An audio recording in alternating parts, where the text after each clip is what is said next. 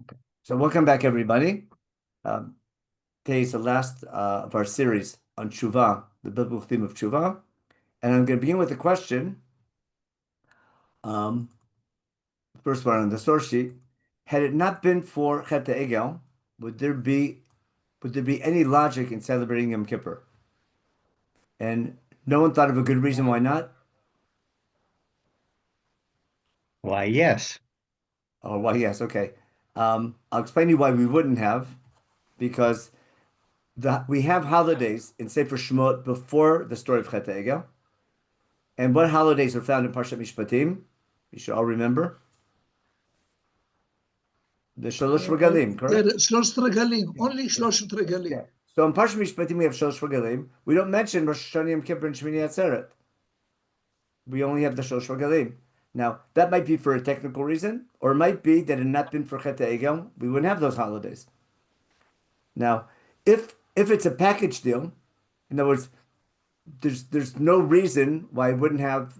It makes no sense I'd have Yom Kippur, especially if there aren't attributes of mercy yet. Now, if the whole reason there's attributes of mercy is because the sin of Chet Egel, then why would I have a holiday on the 10th of Tishrei, and why have a holiday called Yom Kippur?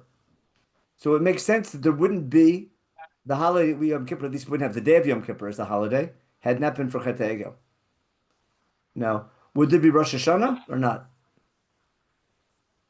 You know, so that's my underlying question. Assuming there wouldn't be Yom Kippur, is if Yom Kippur is because of Chet Egel, then the question is, would there be a holiday on the first day of Tishrei? No, is the reason for the first day of Tishrei being a holiday because it's the Rosh Chodesh of the month of Yom Kippur? No, it's the main event Yom Kippur, and the Rosh Chodesh before Yom Kippur. I start off the whole seventh month as an introduction to it, like, okay? Or I could also say maybe I would have Rosh Chodesh Tishrei as a holiday, and it wouldn't have Yom Kippur. Understand? And how about Shmini Atzeret? Would I have Shmini Atzeret? In other words, where's the first time I find Rosh Hashanah, Yom Kippur, and Shmini Atzeret together that we should all know? And more. In Parshat Emor, in the Moedim. But that's after, that's written for sure after Hakamat HaMishkan. It might have been given on Har Sinai, but it makes sense that was given already after the second Luchot, and definitely after the Bnei Yisrael learned about the Mishkan. Okay, so that's what I want to think about.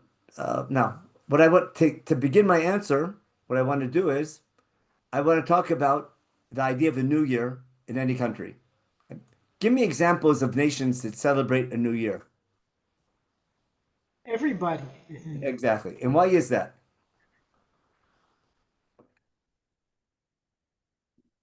What's the logic of incrementing a year every year and making a big deal about it? There's a yearly cycle, the cycle of the sun going on the horizon where it sets from north to south, back to north again, is a 1 year cycle. So it would be And logical to mark that cycle. okay, and therefore, just like a day has sunrise and sunset, and midnight, etc., so the year also has an equinox and a solstice, has a spring, fall, summer.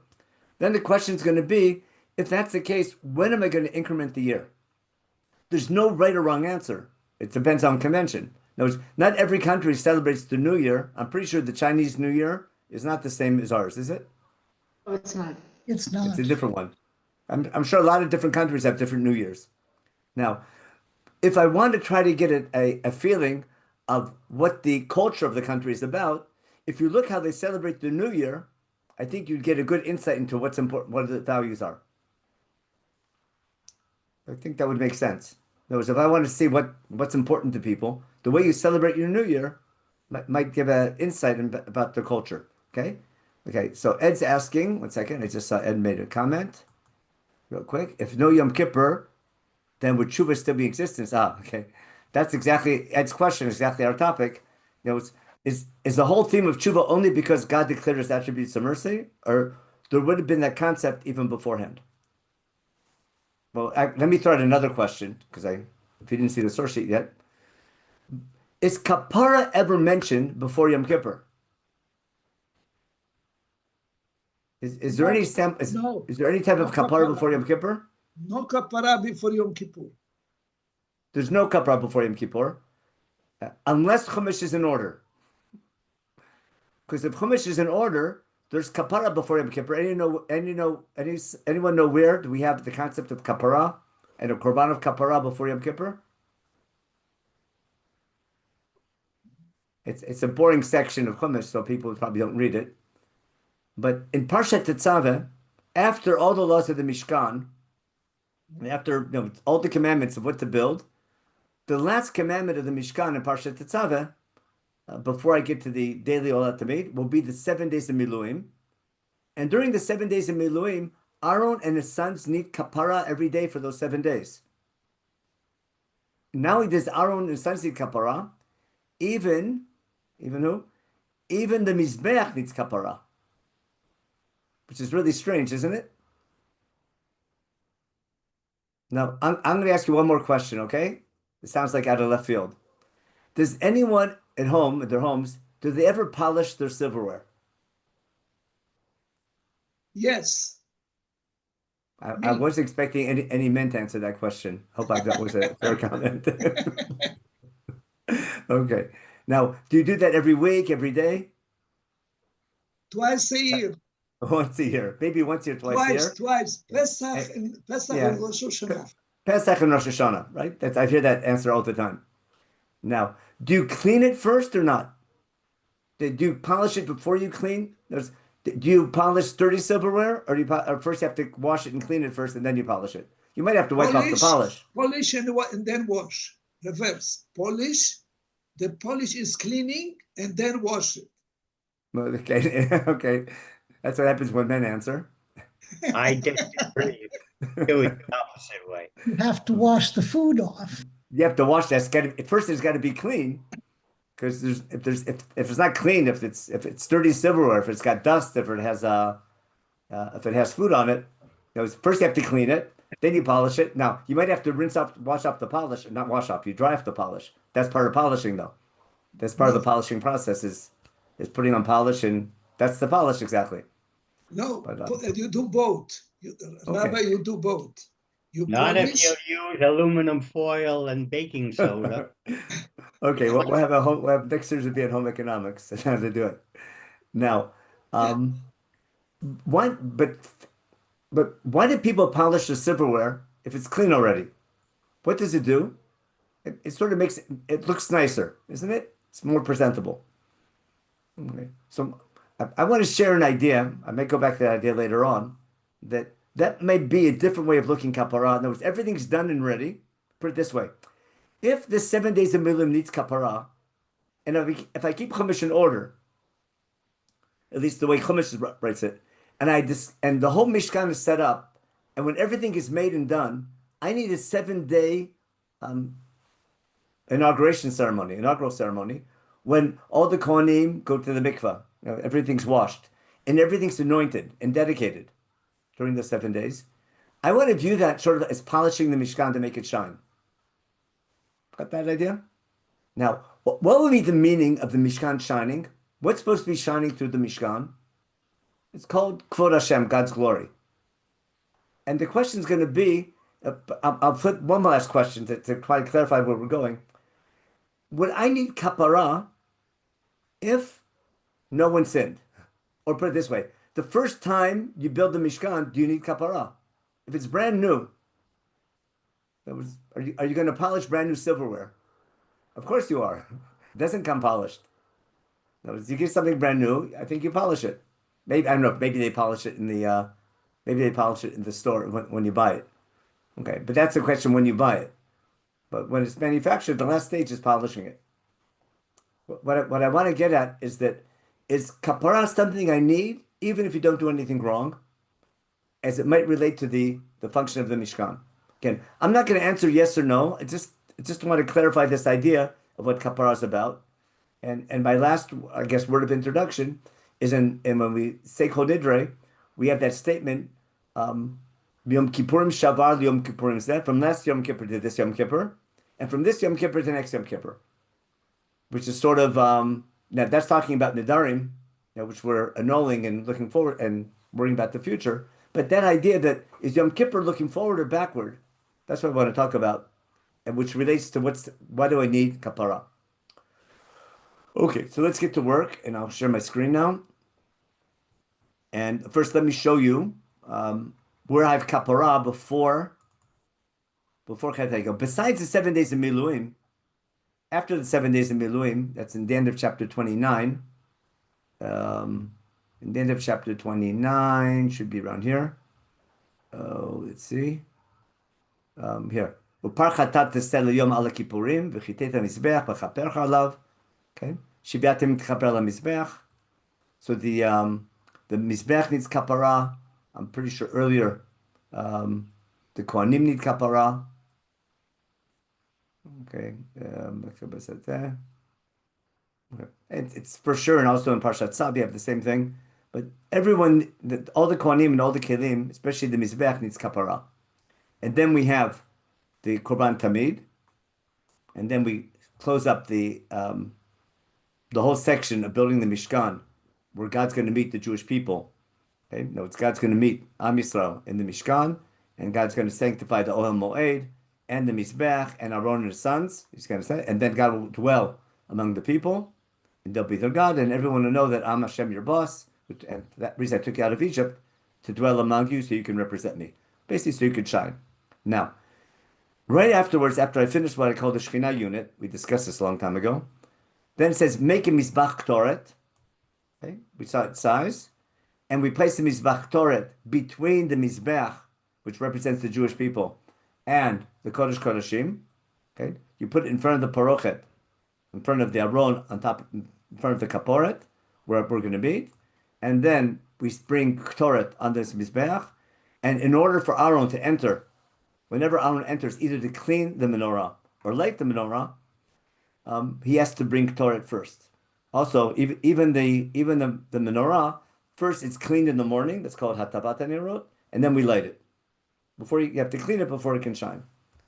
Okay. Now, then it says as follows: Pasuk Yud, V'chipir Aaron al karnotav achat b'shana, bidam chatat HaKippurim, achat b'shana yechaper alav l'dorotechem, kodesh kodeshim hu l'Hashem. In other words, once a year, the Mizbach Ktoret needs kapara. It doesn't say what day, does it? But it's crystal clear in the laws of the Mishkan that are presented in Chumash, at least before the sin of Chet Egel, there's a concept of kapara and yearly kapara. Not just kapara in the inaugural stage of the 7 days of Miluim, but once a year. Remember that phrase Achat B'Shana? Achat B'Shana. There's going to be some ritual of kapara that the Mizbeach needs, and hence the temple needs. But the question is going to be why? Purim plural here in this context. The way your Tahalith understands the language of kapara, and yet it says Chatata Kippurim in the plural. Why? Which sounds like Yom Kippurim. Well, I don't know. Like it's plural. Like what is it? Yeah. Why is it plural? So it could be because whatever it's referring to is the ritual that requires sprinkling blood several times. And that we had during the 7 days of Miluim, he sprinkled the blood. So if remember, whenever you sprinkle blood, it's called the chaper. It was in the 7 days of Miluim, sprinkling the blood was called the chaper. You would machaper on the mizbeach with the blood. And also you did mishikah. Rabbi, maybe it's for the future. It could maybe be. Chatata Kippurim for the future and not for the present. Again, that's what Chazal say, that this is out of order. This is out of order. And this command was actually given after, the whole Mishkan was given after Chet Egel, which is a legitimate approach. All I'm saying is, before Chet Egel already, at least in Chumash, I have a concept of Kippurim. One possible answer is, no, I wouldn't have Kippurim if it wasn't for Chet Egel, but this is out of order, which is exactly Shitat Chazal. Ramban, remember, that's Rashi and Ramban's Machloket. But at least in Chumash is presented beforehand. When we're talking about order, Ein Mukdam V'Muchar B'Torah, there's really no order to be talking about, a chronology. So why are we spending time on that? Because it's presented beforehand, and I want to show there's a concept of kapara before. Chumash talks about kapara. At least the fact is presenting it out of order, even if it might happen later. At least it's a possibility. That's, that's all. Again, there's a whole. Again, I'm not saying. I understand what you're saying. I'm not saying it could be because of Kippurim. I'm saying I'm bringing up a possibility, and that would be Ramban's Shita for sure. It goes back to, if I go back to the 7 days of Miluim, there's a great machloket of the commentators. Here's what we need to do for the Kohanim to the Kadesh Otam, so they can serve me. They take a par achad ben bakar bedim shnaim with these animals. What are they? One par is going to be, they put the clothes, etc., and they take the shemen hamishcha, and then vikrapet tapar difnei moed, right? And he shechs the par, and that there'll be a, what do you call it? There'll be a, one par is going to be a chatat, and one's going to be an olah. It's called a chatat olah, and then one will be ela miluim. But there's a korban, a par as a korban chatat before. No, it's in the laws of the Mishkan before the story of Chet HaEgel. So Ramban's going to explain it has nothing to do with Chet HaEgel because the Kohen, whenever he brings a chatat, he brings a par. It's like part of his preparation. And Rashi will explain the par is to do kapar for, he needs a chatat because of Chet HaEgel. So what order the parsha in affects how you understand the reason for the chatat. It goes back to El Yoledet brings a chatat olah, correct? Did she do something wrong? So the Midrash says, oh, she swore that maybe she won't do that again. But but in Chumash, you can bring a chatat olah even if you did nothing wrong. Because a chatat is when you did something wrong by itself, but a chatat olah, the combination of them, is called a korban machshirin, which simply elevates you to the next level in your service of God. Again, there are all possibilities that come up. But let's get to work now with my with the main part of the share. So with those ideas, let me go back and finally get to the source sheet. For a chance we're going to run out of time. Okay, so I want to take this idea, like the same thing, one last thing. The school year, okay? When does the school year begin? September 1st. In Israel. In America? After Labor Day. In Florida, a little bit earlier. It depends on the state. It depends on the state. In Yeshiva Road, Rosh Chodesh Elul. But everyone agrees there's a school year. Why? Why do I need a school year? And every year I go up a grade. Keep that in mind. That's going to be, make sure I get back to that by the end of this year. The goal of this year is that analogy. In other words, I'm trying to show you the idea of a new year. There's an idea of a new year which has to be incremented. I hope that's the right word. I start a new year every year. I got to pick a time to start it. Now, I would have even if it wasn't for Yom Kippur, I'd have this new year. Okay? And the question is, where should I start it? I can start it in the spring. I can start it in the fall. I can start it in the winter. But I'm going to start a new year, and I'm going to do something special that new year. And the question is going to be, what time of year do I pick? And is that time of year going to be something significant? Okay? Yeah, tomorrow night is the autumnal equinox. That's a perfect time to choose because the sun goes from north to south to north. So right in the middle. Yeah. And you have to measure for a couple of years and then figure out where the middle is, and someone's got to do a watch on it. Now, but Rosh Chodesh, maybe the solstice would be better because I can mark that spot. In fact, that's Birchat HaChamas, actually, when you see the sun hitting the solstice. Stand on a hill and observe it. Yeah. Okay. You have to have observant Jews doing that. You have to observe the sky a lot. That's what Stonehenge was about. Now, but every culture did that because everyone needs calendars, but everyone increments the year because every company has a fiscal year. When do you start? Every company needs to review itself once a year, its workers once a year. So the idea of a yearly review, what I want to get at, the need for a yearly review is built into life cycles, into nature, into the seasons, with companies, etc. And the way the Jewish people do it, don't be surprised that Chumash is going to relate to it, but how Chumash relates to it relates to what the essence of our relationship with God and our existence, which I want to use that to explain Rosh Hashanah. Now, what I want to get at is, what I want to claim is, there's a need for Yom Kippur once a year, okay? And doing it on the 10th of Tishrei, because of Chet HaEgel, is that because of the second Luchot? Is that the reason for the day or the reason for the date? Hope you understood that. In other words, is the whole reason I have Yom Kippur is because what happened on that day? Or I would have Yom Kippur anyhow. The reason I do Yom Kippur on the 10th of Tishrei is because of the story of Chet HaEgel. Because I could suggest other days. So we'll see. Maybe Rosh Chodesh Nisan might be a good day. We'll bring some examples. Okay, now let's get to work and follow the theme of the new year. Oh, actually, one last thing. Um, aren't there there's a Shemitah year, right? When does the Shemitah year begin? Does Chumash tell us or not? It says What's the count question? 7 years, right? It says Mikech Sheva Shanim Taseh Shemitah. It starts in Yom Kippur, What starts in Yom Kippur? Shemitah year, The Yovel year starts in Yom Kippur. the Yovel year, The Yovel. Now, if the Yovel is starting in Yom Kippur, then it only and Yovel is linked to Shemitah, right? Remember, I have 7 years of 7, and then the Yovel year starts in the 7th month on the 10th of, on Yom Kippurim. We do it. Is that because that's when the new year begins, or is that because also because of Chet HaEgel? Now, give me a logical reason why the Shemitah year begins in the fall. Because that's harvest time. Now, does Chumash talk about a harvest season? Yeah, Harvest Exactly. it's for the An planting agricultural season. calendar. And that's going to be our first source in a second if I finally get to my source sheet. Okay, what I wanted to do, I'll jump to that source, then I'll go backwards and I'll go back to it in a minute. Okay.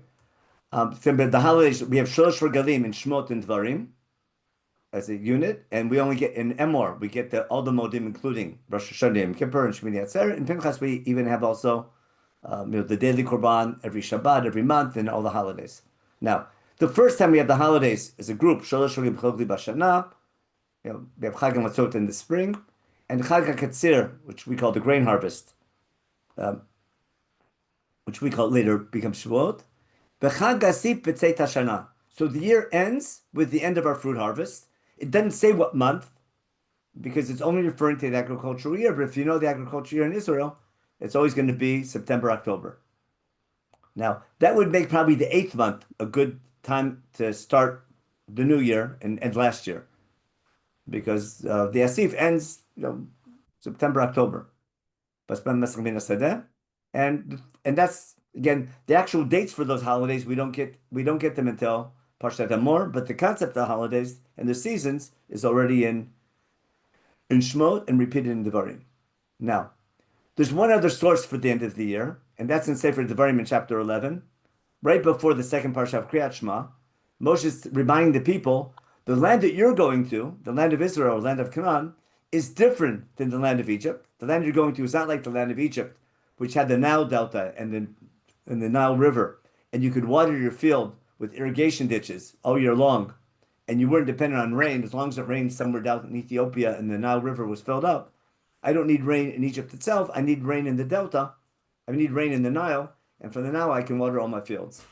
And therefore, in Egypt, we water our fields with our feet opening and closing irrigation ditches.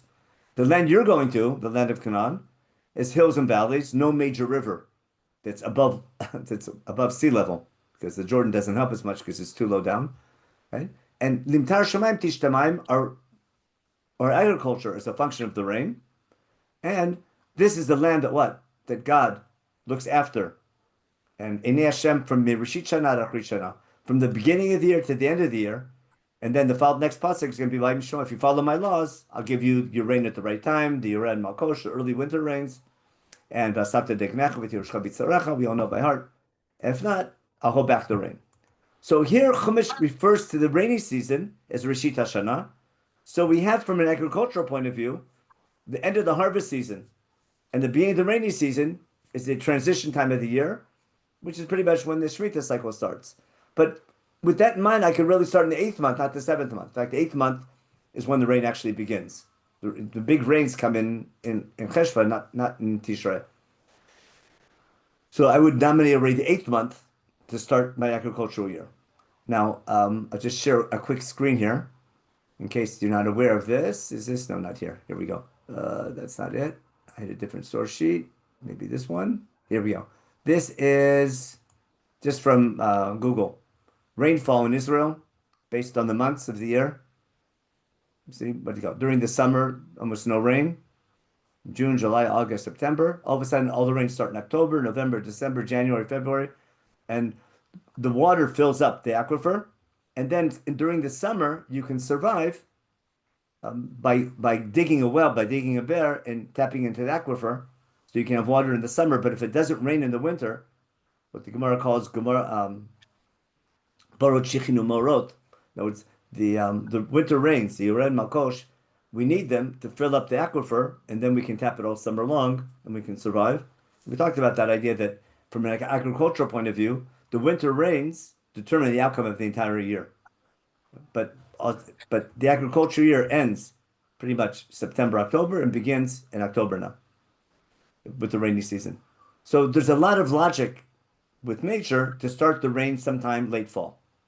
Okay, now let's go back to our sources. Here we go. So what's the agricultural year? It doesn't rain. It doesn't rain in the summer. It rains in the winter. Okay? You plant your grain late winter. You have your grain harvest mid-April to mid-June. That's the 7 weeks between Pesach and Shavuot, between Chag HaMatzot and Shavuot. Your fruit harvest begins in July, ends in September, October. That's called Chag HaAsif. That's when you bring your Bikurim. And then the rainy season begins in October, ends in April. That fills the aquifer. And therefore, due to nature, the autumn rain determines the outcome of the year. And that's why the Baal God, the rain god, was such a big god in Canaan. May I make a small objection? Having worked culture, especially in the vineyards, the grape harvest is usually in August, the end of August, beginning of September, end of August. The aquifer, getting water out of the aquifer is a modern thing. The rain was collected in Borot Mayim, like before, that was covered, like the illusion of the bore that is, yeah, from a thing. But listen, and I read in the book I read called Sefer Bereshit, there was this guy named Avraham who dug be'erot, didn't he? And he dug Be'er with the big deal. Yitzhak dug be'erot, and the police team tried to take it away from them, and they redug them. Digging wells, our ancestors did it for a living. Digging be'er, all the shidduchim were by doing be'erot. A be'er hits the aquifer. So now I'm not saying you didn't water your grapes with the be'er. You watered them. They needed the winter rains to get the soil ready. But no, they'll go. But next year's crops and having rain to water to drink, etc. You need to tap to have water to drink in the summer. The aquifer has to fill up, because if you just store it in a cistern, it gets muggy and icky. Beirut is a much better system. Now, when we get to the Moedim in chapter, what's the holiday we call Rosh Hashanah? It says as follows. God tells Moshe Rabbeinu, Moedei Hashem. Am I the right source sheet? Yeah, this was today's. Yeah, is this the right one? Yeah, that's it. Okay, so we have in the seventh month, and the first day of the seventh month, Chumash says to have a Shabbaton. We'll read this on the Torah reading on Tuesday on Rosh Hashanah. It's called Zichron Shura, Mikra Kodesh Yadachem. Oh, actually, we're not going to read this. We don't read this on Rosh Hashanah. We're going to read it on first day Sukkot. But in the first day of the seventh month, it doesn't call it Rosh Hashanah. Instead, it says Zichron Shura. I'm sure we've talked about this. Now, it's not we need to remember to blow shofar. We blow a shofar to remember that God's judging us. Now, why blow a shofar, Dafka? And what do we need to remember? That is unclear from Chumash. I'll try to explain where it's getting to. I'm sure you've had shiurim on that. But the idea of Shura for sure takes you back to Har Sinai. We have shofar. All the psukim of shofrot are from Har Sinai. Remember? Vayikol shofar lech v'chazek ma'od. B'mshocha yovelhim yelu bahar. You have vayikol kolov et lapidim vet kol shofar chazak ma'od. So shofar blowing is what scared the people. What typified the experience at Har Sinai was the shofar blowing. And what I want to claim is zichronot. It's not just remembering that God's judging you, it's also remembering the covenant you made at Har Sinai when you heard the shofar blowing. And therefore, on our Rosh Hashanah, what I want to claim is, we need to remember the most important event in Jewish history, which is our commitment to be God's people that happened at Har Sinai. in light of that, I should really celebrate that when, if I want to claim that the most important event in our culture is our commitment to be God's people and receiving what we call the Ten Commandments, or entering that covenant to be God's people, which took place early in Sivan, then it would make sense to start my year on Shavuot, systematically. But we don't do that. Instead, we do it in the 7th month, but we're doing things that remind us of Har Sinai. Because if you remember the blessing we make, what's the blessing of Zichronot? Zocher HaBrit. If you read the introduction to Zichronot, it starts with the Brit with Noach, but it talks about Brit. And it's the covenant between God and his people that has all these different stages.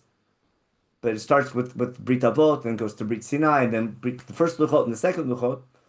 But what I want to claim is, instead of celebrating, the thing we're celebrating on our New Year is the essence of our relationship with God, being his people, which I want to use to explain what Machliot means. And I could pick it. I could have a lot of nominees of when to do it. But because the covenant that makes this relationship with God workable is going to be on the day that God declared his 13 Midot when we got the second Luchot, I'm going to pick that month to celebrate the New Year. The New Year has to begin with the new moon. But there's 12 new moons a year.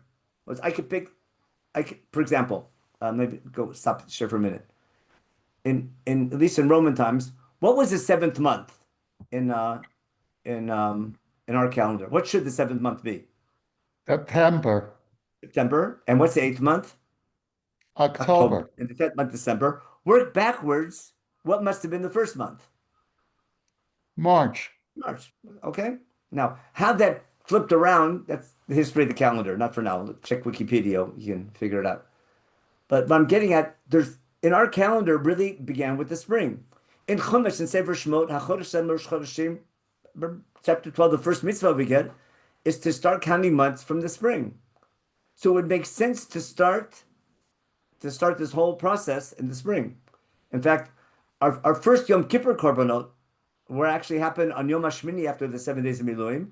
And Yom HaShmini, which in Pshat pretty much is Rosh Chodesh Nisan, or very close to Rosh Chodesh Nisan, is the same thing we do on Yom Kippur every year. But we don't do it anymore in Rosh Chodesh Nisan. What I'm getting at is that I need to start the year. I want to start the year. I'm going to celebrate the New Year not by getting drunk or by, I don't know, whatever type of celebration or putting on costumes. Instead, what am I going to do? I'm going to remember the essence of our national connection to God, our covenant with God. And I want to pick the month that we received God's attributes of mercy, because those attributes of mercy make our relationship with God possible. If I want to sort of take a pasuk from Tehillim, that we read for the Shir Shayam on Rosh Hashanah, and we say at night, Tiku b'chodesh shofar, b'kesel yom chagenu, ki chok l'Yisraelu. Whether we blow shofar, b'kesel, when the moon is covered, remember on the new moon of the month of our Hag. What's chagenu? Chagenu probably in Pshat is Sukkot, but it might relate also to, we'll talk about soon, how Sukkot and Yom Kippur sort of relate. Rabbi, But it's just, Rabbi, are you referring to Yom Kippur like to start with a new and a clean slate? I'll answer your question even better. I'm not Yom Kippur, and not Rosh Hashanah, and not Sukkot, and not Shemini Atzeret, the whole month. What I want to claim is the 7th month is the month of the new year. And during that month, I'm going to mark that month is going to be the transition between last year and next year. And I'm not going to have the new year is going to be almost like a process instead of an event. And I'm going to dedicate the entire 7th month to beginning a new year. I'm going to make a big deal about the Rosh Chodesh of that month. And then I'm going to make a big deal, and I'm going to talk about one big theme called Zichron Torah. On the 10th of the month, I'm going to make a big deal about God's Midot of Rachamim that enable that relationship to continue. Then I'm going to thank God for last year in Chag HaSif. And I'm going to end with Shemini Atzeret, which is going to be the end of last year and the beginning of next year, and the end of the 7th month. But you also have to deal with Yetziat Mitzrayim, Rabbi. That's really the beginning of our history. Okay, again, that's a great candidate, and that would Sefer Shemot would agree with you that I should start. How do we solve that problem? We count months from Chodesh Nisan, but we count years from Tishrei. That's why our calendar is so confusing. When I ask my students, name for me the Shosh Regalim, so those who know the names but don't know Chumash too well, most of them say Sukkot, Pesach, Shavuos, because they know the new year begins, together with Sukkot in the 7th month.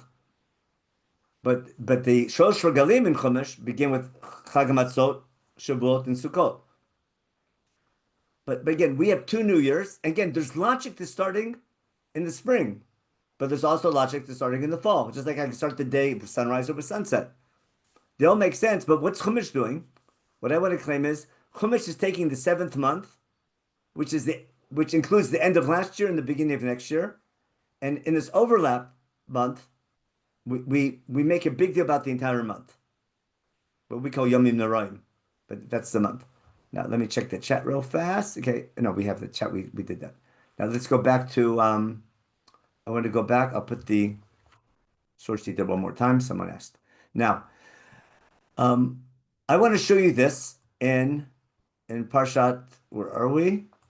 I'm going to jump ahead on the source sheet to. We had the pasuk from Yovel. Okay, count 7 weeks. I mean 7 cycles of 7 years. Sheva shanim, sheva pamim, and then there'll be 49 years, and then you blow shofar Torah in the 7th month on the 10th of the month in Yom Kippurim. You blow shofar, and you start your new Yovel year, which means the 7th month is when the Yovel year, when the Shemitah cycle begins. No, what day of the month does the Shemitah cycle begin? We don't know for sure, but it makes sense to start on Rosh Chodesh. But I'm going to use Yom Kippur as a thematic date to start to announce the Yovel year. I'll go back to the Kapar part in a minute. I want to go back to the 7th month here. We know, remember Parshat Amor. God tells Moshe saying, Daber b'nei Yisrael, B'chodesh hashvi'i, I just did this little thing here. B'chad l'chodesh, ... See the keyword ach b'sor l'chodesh hashvi'i hazeh, ... Ach b'chamisha l'chodesh hashvi'i hazeh, b'chad tvot haaretz. I'll get rid of this guy. Oh, what happened to him? Okay, here we go. Another holiday. But see the word ach, how it's connecting it all together? There's this Chodesh Shvi'i that I have 3, even 4, markers. One is going to be the first day of the month, the opening day of the month. I'm going to dedicate to remembering Mamad Har Sinai. Okay? On the 10th day of the month, I'm going to remember God's attributes of mercy. Then I'm going to thank God for last year in Chag HaSif and worry about next year's rain. And therefore, I'm going to have 7 days. And the 8th day, which will be Yom HaShmini B'Shabbaton, that's going to tie me back to the theme of Rosh Hashanah Yom Kippur. Now, someone give me a proof that Shmini Atzeret has more to do with Rosh Hashanah Yom Kippur than does to do with Sukkot. It should be a well-known proof, but I'm assuming you all know that. It's not mentioned in Parshat Re'eh. Okay, number one, it's not one of the Shosh Regalim. But give me a very good technical proof. In thing, what does Shmini Atzeret, Rosh Hashanah Yom Kippur share in common? But you should all know if you daven. Shabbaton. The word Shabbaton is all the holidays. Well, it's not. There's no Shabbaton for Pesach or Shavuot. No, but it's the cut. It's Sheva Shabbaton. The word Shabbat is there. But Shabbaton is also Sukkot. Yom Rishon Shabbaton, Yom Hashvi Shabbaton. If you look in Parshat Pinchas, they share the exact same korban, the same musaf. The musaf of Rosh Hashanah is 1 par, 1 aisle, 7 kvasim. The musaf of Yom Kippur, 1 par, 1 aisle, 7 kvasim. Besides the special things, and remember on Sukkot itself we go ballistic. If you understand my pun, you have 13 parim on the first day and 12 parim, etc. on 7th day, and then on Shmini Atzeret, 1 par, 1 aisle, 7 kvasim. Check your chumash out later. I'm assuming everyone knew that. It was the korban that we read from Parshat Pinchas. The korban musaf on Shmini Atzeret is identical to the korban musaf on Rosh Hashanah and Yom Kippur. To the point that that's why Chazal learned from there. We're praying. It's a day of judgment, and we're being judged for rain, and that's why we have Tefillat Geshem, etc. But it's really closing up the 7th month. We'll close up the Modim, and I want to show you that later in Parshat Amor. So what I want to claim is, if we're dedicating our new year, if we're starting our new year, and we're dedicating not just one day of the new year, I'm dedicating the entire seventh month to the new year. I want to dedicate it to the essence of our nationhood, which is our relationship with God. The first thing will be Mamad Har Sinai, but I'm saying our commitment to be God's people. I want to call that in English Malchios, or in Hebrew Malchiot, which I want to translate to what we call Kabbalat Al Malchut Shamayim, meaning not that God exists and not that He created, but rather He's our boss and we're chosen to serve Him. It's our duty to praise Him. It's our duty to make His name great, and that's why we're different than the nations. But our hope is that through our behavior and our keeping the mitzvot and talking about God properly and acting properly, other nations will come and recognize God and give us the right to His state through our good behavior. So those we can have an impact. And what prayer did I just summarize for you?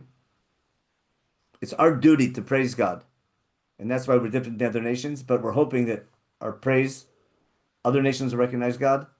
Aleinu Aleinu l'shabeach And l'Adon Aleinu Hakol. was written as the introduction to Malchiot. It wasn't originally said every day and every it was said once a year in Rosh Hashanah davening. That's Malchiot begins. Aleinu was composed as the introduction to Malchiot. That's why it ends with V'nemar. But we skipped to one of the last psukim of V'nemar. But the main pasuk of Malchiot, which is the 10th pasuk, is Shema Yisrael Hashem Elokeinu Hashem Echad, which is our daily. Remember when we did that theme? Remember the Mother's Day theme? Every holiday has a core idea that you have to remember every day of your life, but once you go crazy about it, reinforce it.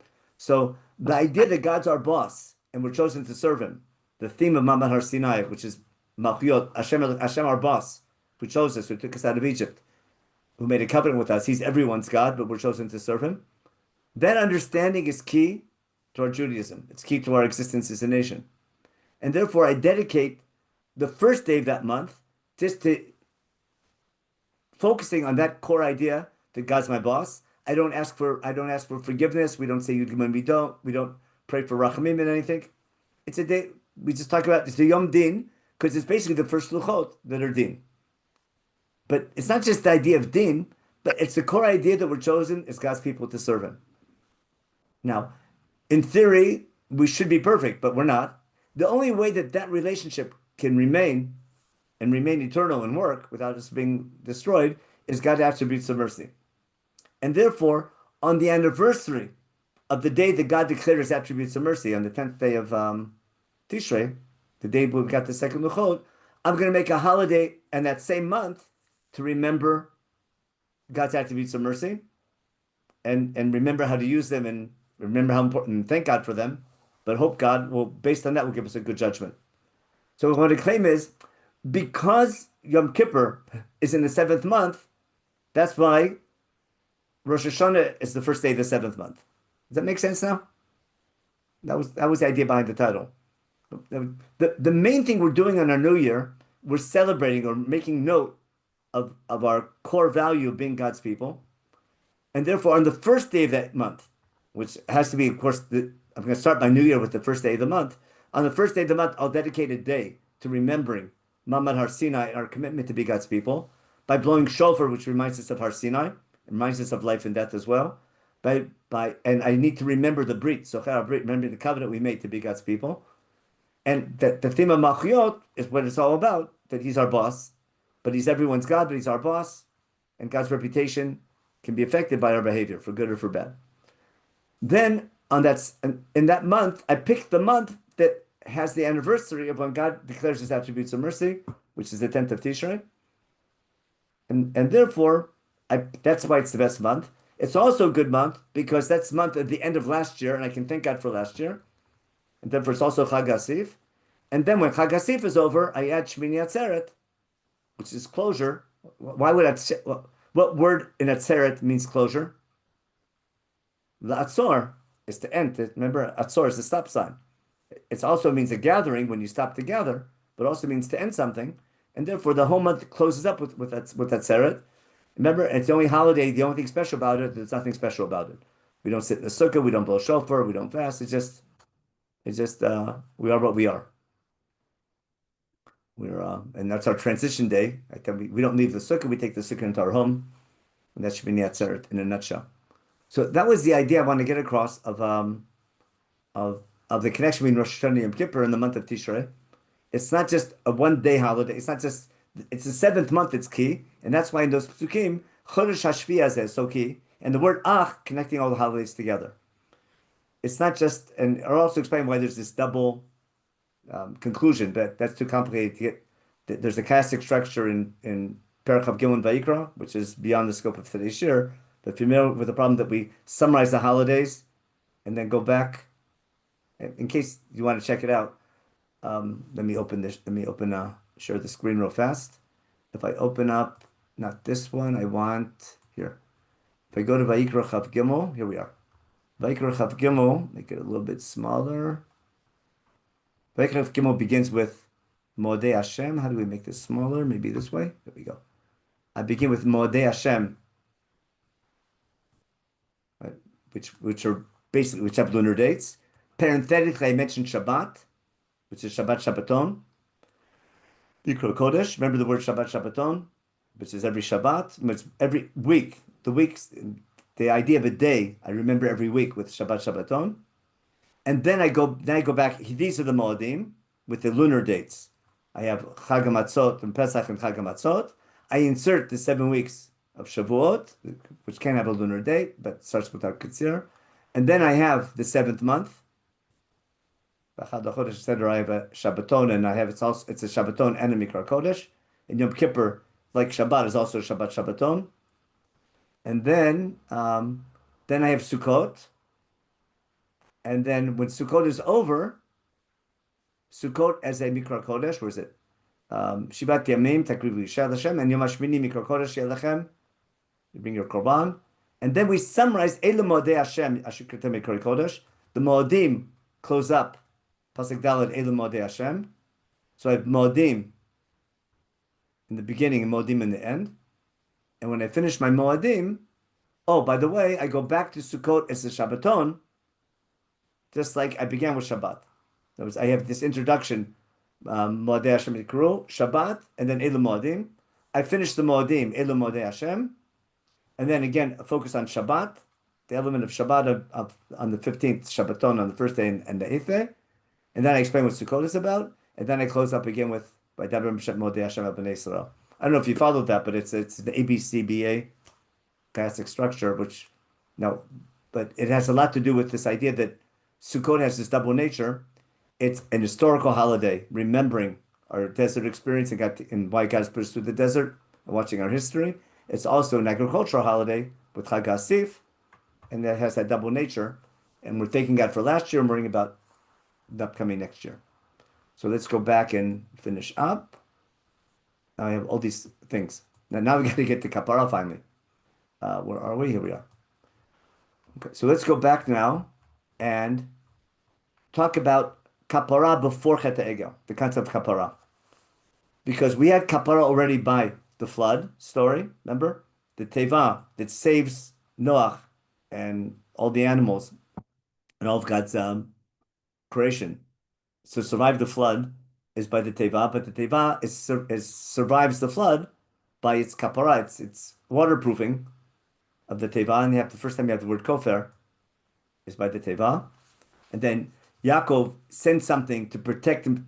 He thinks Esav is about to kill him. He needs to protect himself from the wrath of his brother. And therefore, ulai chapra panav. But I'm showing kapara as a protective cover all the time. And then we have, after all that, we have in the Mishkan, in chapter 29 and 30, that's during the 7 days of Miluim. The korbanot they eat during the 7 days of Miluim. And Parchatat al Kippurim. And Shivat Yamim Tichar Mizbeach, we saw this speaking before. And then Aaron doing kapara on Mizbach HaTorah once a year. And then we have kapara on people going to war when you give them Machzit HaShekel. It's called Kesaf Kippurim because it protects them in battle. Because when you go to battle, God's presence is there and your life is on the line. And when you count people when they go to battle, keep tifkod, when you do pkudim, the soldiers need protection, and therefore it's called Kesaf Kippurim. Now, when Moshe, after Chet HaEgel, Moshe goes up the big troublemakers were already punished, the 3,000, but the rest of the nation sinned and followed them. They need kapara, means God should punish them. They need protection from God's presence, from God's anger, and therefore kapara is going to protect them. Now, what I want to claim is that the protection only comes after you clean the slate. In other words, it's not atonement in the classic sense. That's why we say, Slach lanu, machal lanu, kaper lanu. First, God has to forgive you for what you did wrong, and whatever machal means is another type of forgiveness. Now that I've cleaned my silverware, right, I want to continue working for God, but I might not be deserving of it. Therefore, whenever you encounter God, it's a dangerous encounter. If you're not perfect, you shouldn't survive it. What enables you to survive that encounter is going to be this kapara. So it doesn't mean to shine. Don't worry, I'm not saying it means to shine, but it enables you to bring God's glory. It enables you to remain as a worker for God, to help God shine. You keeping your kapara enables you to keep your job even though you're not perfect, because you learn from your mistakes. So what I'm claiming is kapara enables the Jewish people to keep their job. And there's a type of protection. What's the proof it's protection? The best is from the kaporet, because the kaporet is a cover over the aron, but the kaporet has on it 2 kruvim, and the kruvim protect the way to Gan Eden. So kruvim protect the makom of Shekhinah, and therefore the fact that the kaporet has kruvim on it, and it's called a kaporet, not just the michzeh, not just the cover, and all the avodah of Yom Kippur are on the kaporet, the whole theme of kapara and Yom Kippur go together. So what I claim is maybe there would be a need for kapara. Just the very fact we're in the service of God requires kapara, even had not been for Chet Egel. Even more so, it needs it. We want to make it big about the day that, because of God's attributes of mercy, that enables our encounter with God to be eternal, and we can learn from our mistakes. And remember, the Kruvim in Gan Eden protect the Derech Eitz HaChaim. Okay, and we talked about the 7 days of kapara. Then we have the 7th month. That's what I want to get across. Now, I want to end with what we do on Yom Kippur. The first day the Mishkan is functional. I'm going to go back to stop this share, open Sukkim real fast. Where we go? After the 7 days of Miluim, which are in chapter 8 in Sefer Vayikra, there we are. Chapter 8 is going to be the 7 days of Miluim. That's when it's actually the commandment that was given in Teshuva is being fulfilled. And how does it end? Here, Kasher Asa B'Yom Hazeh. Here, 7 days it's inaugural. Kasher Sivad Lach Lechaper Alechem. There's kapara during those 7 days. And we finish the ceremony. On the 8th day, which is Perek Tet now, what happens? On the 8th day, God commands Moshe to tell Aaron to bring the following korban. Aaron brings a chatat and olah, and Bnei Yisrael bring a chatat and olah. Different animals, but they both bring what's called korbanot machshirin. And because it's not a fast day, it's Rosh Chodesh Nisan, they have also shlamim like Har Sinai. And they bring these korbanot, and this is what Moshe says. I'm making this a little bit bigger. Moshe says as follows in Pasuk Vav: "V'yimar Moshe zeh hadavar shetzivtem tasu, v'yireh lechem kvod Hashem." You need to bring these korbanot so that God's glory can shine with you. In order for God's glory to rest on the Mishkan, we need to bring this dual set of korbanot. Aaron, the leader of our people, the leader of running the Mikdash, Aaron has to bring a chatat olah, and the people bring a chatat olah. That's the same thing that happens in Yom Kippur. And therefore, the purpose of Yom Kippur is to enable Kvod Hashem to dwell with us. And therefore, it's sort of I want to call it like the last polishing stage in the beginning of the year. I want to prepare for the upcoming year and show God I want to serve Him. How are we going to show God that? The main thing we have to do after they do this korbanot, what happens? Moshe and Aaron go into El Moed and they leave. And then Kvod Hashem signs on the people. What happens in Yom Kippur? Our Shliach Tzibur, the Kohen Gadol, goes to the Kodesh Kodeshim where the Luchot are, reliving Har Sinai and reliving Yom HaShmini, and that enables Kvod Hashem to dwell. If we're not worthy, if we don't do something right, like what happened on the day, Nadav and Avihu died, so therefore Parshat Achrimot, which should really be the next chapter, is how we bring this korban. And now we show you from the source sheet what we do on Yom Kippur. What I want to claim we do on Yom Kippur is simple and as follows. On Yom Kippur, I'm doing sort of a presentation. I want to call it like a type of a theater where we want to show God we want to be his people. We want to show God I want to be back on Har Sinai. Now, we never left Har Sinai. We took it with us with the Mishkan. And the Mishkan later becomes the temple. What are we going to do once a year? We want to show God we want to stand at Har Sinai and accept our oath to be God's people. We want to reenact like restating your vows. How do we do that? We send our Kohen Gadol to enter the Kodesh Kodeshim with the Luchot HaBrit, and that's a way of showing God our Shliach Tzibur is representing the Jewish people. We want to be back in Har Sinai and accept the covenant, and therefore we go to where the Aron HaBrit is with the Luchot HaBrit. The problem is we're not worthy of that encounter because we're not perfect. We're not sure if we're a stiff-necked people. But the paradox is what makes us worthy is our recognition that we're not worthy. How do we show God we're not worthy? By requiring protection to enter. And therefore, by doing a whole ritual of kapara, which is protection from the Shekhinah, that enables you to shine, for God's glory to be with you, I want to represent that paradox by we enter the Kodesh Kodeshim to show God we want to be his people, but we enter with kapara. B'zot Yavon al Kodesh. We don't go in to bring the korban. We go in to enter. But to enter, we need to bring the Ktoret. And we need to bring the blood of the Chatat and Olah. Just like the Mizbach Torah. What happens? In order, the main avodah the Kohen does every day is lighting the menorah. For the Kohen to light the menorah every day, he has to bring Toret in the Kodesh. On Yom Kippur, once a year, the Kohen Gadol has to bring Toret in the Kodesh Kodeshim. It enables him to enter. But the main thing we're doing is entering. And our entering the Kodesh Kodeshim is a way of showing God we want to be his people, reminding ourselves we want to be his people. But we want to show God we're not worthy of that by needing kapara. Now, what enables kapara to work? Right? Our recognition of what we did wrong, knowing God can forgive us. Not he will forgive, but he can't forgive. That's all we did in God's attributes of mercy. Not he will forgive, but he can forgive. But to be worthy of his forgiveness, we have to show God we want to do better. We have to learn from our mistakes. And that enables that thing. It enables us to continue. Now, I want to show you that in the Psukim, and we'll end with this. Okay? Remember, in Pereket Zayin, here, that was what was the purpose of the yearly ritual? Cleansing from last year, protection for the upcoming year. We talked about the Kohen Gadol doesn't enter from the ritual. The ritual was enable him to enter, and we did the parallel between with Moshe receiving the second luchot. Remember, no one can go in with him. Like all the laws of the Kohen Gadol on Yom Kippur are very similar to Moshe going up for the second luchot, where he can't eat and he can't drink, and he's no one goes with him, and he encounters God. Okay, if Aaron wants to enter B'Voron Kodesh, he has to bring a par chatat and olah. Bnei Yisrael bring a chatat and olah, and they have to bring the anak toret inside, and the ktoret has to cover the kaporet. Remember, representing the idea of kapara again, sprinkling the blood on the kaporet in front of it. And remember, sprinkling the blood of the par. That's what we did at Har Sinai. When we said Nasav Nishma at Har Sinai, we took the dam of the par of the Olah and sprinkled it on the people. When we said Nasav Nishma, back in Shemot 24, chapter 24.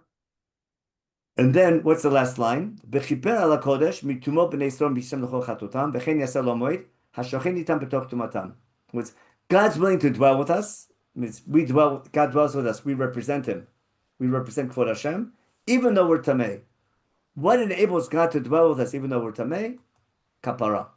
So the ritual of kapara represents that idea of our, again, what makes us worthy is our recognition we're not worthy, but wanting to, our dedication to our job. Now, after we have this whole Seder Avodah, it doesn't say what day to do it on. This is what it says now. We say this all the time in davening. Vaytazot lachem l'chukat olam. This ritual of entering, this ritual of entering the Kodesh Kodeshim and sprinkling the blood and going inside, etc., it's going to be a set law now. We do it once a year in the 7th month on the 10th day of the month. We do it.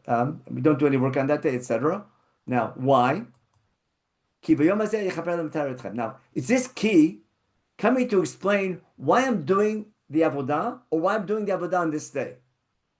So what I want to say is, I'm coming to explain now why is this day chosen to do the yearly ritual. I would need a yearly ritual of kapara no matter what. We saw that back in Parshat Tetzaveh. Once a year I need to do Chatat Kippurim. Why did I pick this day? Because it's Yom Kippur. Because that's the day we got Luchot Abrit, the second Luchot with Midot Rachamim. And therefore, Shabbat Shabbaton Yilachem means Nafshotechem. And we have the same thing we have by the Mishkan, B'chiper Mikdash HaKodesh, V'tol Moed, V'tem Mizbeach. We saw the same things at the end of chapter 29. Okay? And now listen carefully. V'ytazot lachem l'chukat olam, l'chaper b'nei Yisrael b'chol chatotam, achat b'shana, v'yas kasher tziva Hashem et Moshe. Achat b'shana is the whole idea I'm talking about. Once a year, I need to do this. Why Yom Kippur? Because of what happened on Yom Kippur. That's the best day to do it. And therefore, the month that Yom Kippur falls in, that'll be on Rosh Hashanah and the Rosh Chodesh of that month. Now, I put on for the source sheet, we've done this before, the calendar of the days of, we leave Egypt in Nisan, etc., on the 15th, etc. We get to Har Sinai on the 3rd month. We get to Torah on the 6th or the 7th. We had 40 days. We come down on the 17th of Tammuz. We skip the Zida. And then Moshe breaks the Luchot. He prays for another 40 days. So I have 11 more days in Tammuz, 29 in Av. Rosh Chodesh Avi goes up to get the third Luchot. The second Luchot comes down on the 10th of Tishrei. That's how we get the 10th of Tishrei, being the day that Moshe got the second Luchot and God's attributes of mercy. Then they build the Mishkan, and Rosh Chodesh Nisan, they put the Mishkan together and they have Yom HaShmini celebration. And then we have the concept of Kapara. Okay, so that was the... So we had the need for yearly kapara and the Mizbach Torah. We saw all these things. This just revolved all the sources we did. And somehow I put all the kapara things. Oh, we did that before. Okay, that's in different. I just put the same thing from last week's source sheet with Gaz Minot Brachamim. Now, what I want to end with is why I use that analogy of a school year. If you remember Kohelet, which we read for not by chance for Sukkot, this yearly cycle of seasons, another year starting over again. Here we go again. The same thing can be when you get old after those years, it's like Groundhog Day. If you saw that movie, it says the same thing over again. In other words, here's the seasons, and it's like cyclical but going nowhere. The question is, when we start a new year, can we treat our new year like it's a school year? And in school, what do you do every year? In theory, you should go up a grade. It should be held back a grade. So I had to end with a message for Rosh Hashanah that hopefully that if Rosh Hashanah is about remembering our relationship with God, and we go through this process once a year, it's not just let's get through this holiday and survive the rest of the year.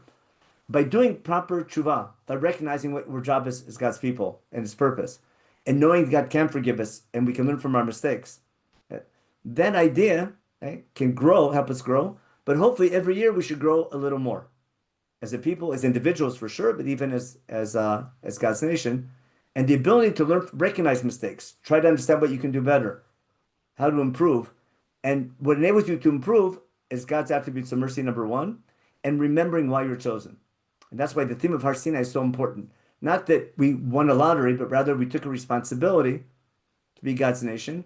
And that's why we have mitzvot. That's why God separated us, and that's the theme of Rosh Hashanah davening. I'll just show you that one last time. I think we did this on our Yom Yun shir. Where are we? We don't want that one. I want to show everything we just talked about is the introduction to all holiday prayers, but especially Rosh Hashanah davening. Where are we? We want to share. And I need this one. Here we go. But here. Remember, all Yantav davening. We remember we're chosen from all the nations for a purpose. That's why God gave us mitzvot. We're chosen to serve you. Remember, we're employees. We're not consumers. And God's reputation is riding on our behavior. And we have the ability to sanctify God if we keep the mitzvot the proper way and recognize we're employees and do our job the best way possible. If we do a bad job, boy, God gets angry. That was the topic of the Tochacha. And on the Chatimah Malchiot, the main theme of Rosh Hashanah davening is we're asking God to be king over His whole creation, but we want every living thing to recognize that God made him. And we're hoping, if we do our job properly, that people will say the God that we're talking about, Hashem, the God that Israel talks about, He's the one and only king. And we accomplish that by keeping the mitzvot and following the Torah, and God being good to us when we do well.